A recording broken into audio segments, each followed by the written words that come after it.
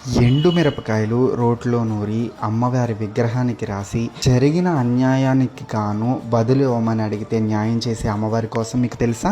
మనం చాలామంది దేవతా విగ్రహాలు నిలబడి ఉన్నవి చూస్తాం, కూర్చున్నవి కూడా చూస్తాం. శ్రీమన్నారాయణుడు ఒక పక్కకి తిరిగి పడుకున్న విగ్రహం కూడా చూస్తాం. కానీ ఎలత్తరగా పైకి చూస్తూ పడుకునే అమ్మవారి విగ్రహం కోసం మీకు తెలుసా? శ్రీమాత్రే నమః. తమిళనాడు ఆనమలైలో కొలువైన ఈ మాసాణి అమ్మవారు పడుకుని 15 అడుగుల భారీ విగ్రహంగా దర్శనమిస్తారు. ఈ అమ్మవారు ఇలా పడుకుని దర్శనమివ్వడానికి గాను ఒక కారణం చెప్తారు.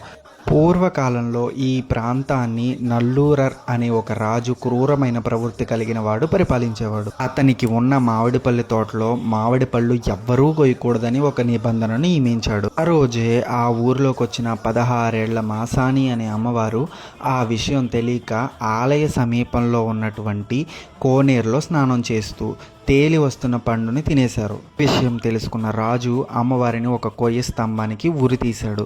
దీంతో అక్కడ ఉన్న ప్రజలందరూ రాజు మీద తిరుగుబడి రాజు వంశాన్ని మొత్తం నాశనం చేశారు.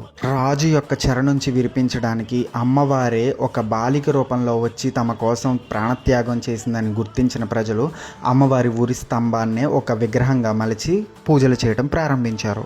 ఎక్కడా లేని విధంగా అమ్మవారి ఎదుట పచ్చిమిరపకాయలను నూరి దాన్ని అమ్మవారి ఉరి స్తంభానికి రాసి న్యాయం తీర్చమని అడిగితే ఎటువంటి దొంగతనమైనా, ఎటువంటి చిల్లంగి, చేతబడి, బాణామతి వంటి సమస్యలకు అమ్మవారు తేలిగ్గా పరిష్కారం చూపిస్తారని ఇక్కడ భక్తుల విశ్వాసం. ఈ అమ్మవారి కోసమే ఇంకో కథ కూడా ప్రాచుర్యంలో ఉంది. అది కూడా కావాలంటే కామెంట్ సెక్షన్లో పార్ట్ 2 అని కామెంట్ చేయండి, చెప్తాను.